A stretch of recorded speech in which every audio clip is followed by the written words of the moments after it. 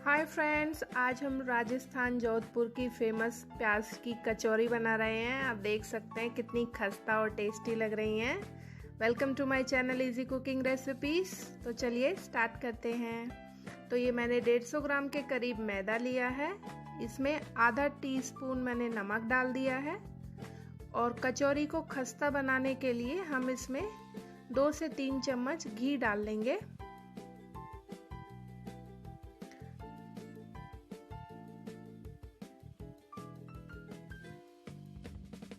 तो इसका जो आटा है हमें समोसे की तरह ही लगाना होता है। बस इतना अंतर है कि समोसे का जो आटा है वो हम टाइट लगाते हैं, लेकिन इसका जो आटा है क्योंकि हमें फिलिंग भरनी है अंदर, तो इसलिए हम इसका आटा जो है मीडियम कंसिस्टेंसी का लगाते हैं। तो हम पानी की सहायता से एक स्मूथ डो तैयार कर लेंगे।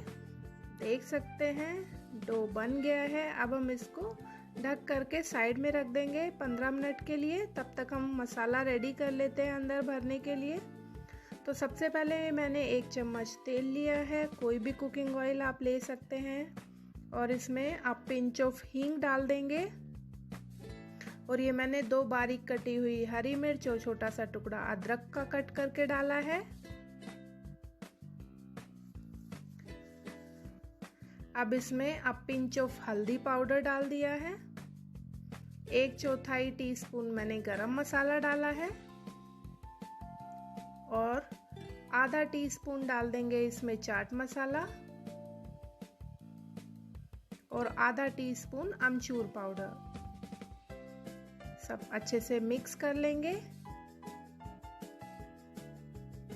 तो प्याज की कचौरी है तो फिलिंग प्याज की ही बनेगी, तो उसके लिए ये मैंने डाला है अब पिंच ऑफ लाल मिर्च पाउडर। तो मैंने 2 मीडियम साइज की जो है प्याज कट कर ली हैं। अब हम इसको डाल देंगे। अब इस स्टेज पर हमें गैस को हाई रखना है। लो पर अगर हम इसको चलाएंगे तो प्याज जो है पानी छोड़ देंगी।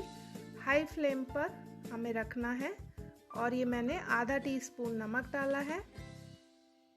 10 से 15 सेकंड के लिए हाई फ्लेम पर इसको लगातार चलाते रहेंगे। तो हमारा मसाला रेडी हो गया। आप देख सकते हैं इसको साइड में रख के हम ठंडा कर लेंगे। तो हम देख सकते हैं आटा रेडी हो गया है। 15 मिनट हो गए हैं। अब हम इसको हाथों की सहायता से गूंथ करके एक स्मूथ डो तैयार कर लेंगे।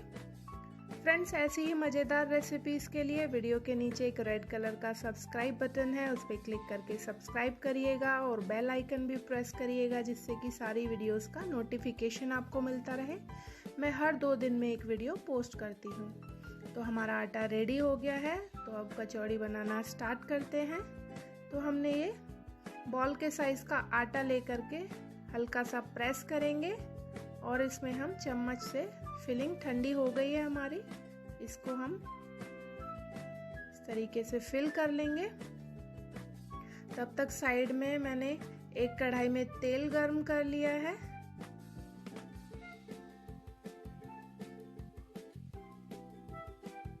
इस तरीके से प्रेस करते हुए हम इसको सील कर देंगे। और जो ऊपर एक्स्ट्रा आटा है या तो आप उसे तोड़ के हटा सकते हैं या तो वहीं पे साइड में इस तरीके से प्रेस कर सकते हैं। बाद में हम हाथों की सहायता से हल्का हल्का दोनों साइड से प्रेस करेंगे। फ्रेंड्स, अगर ये रेसिपी पसंद आती है तो लाइक का बटन ज़रूर क्लिक करिएगा। तो इस तरीके से सारी कचौड़ी मैं बना लूँगी।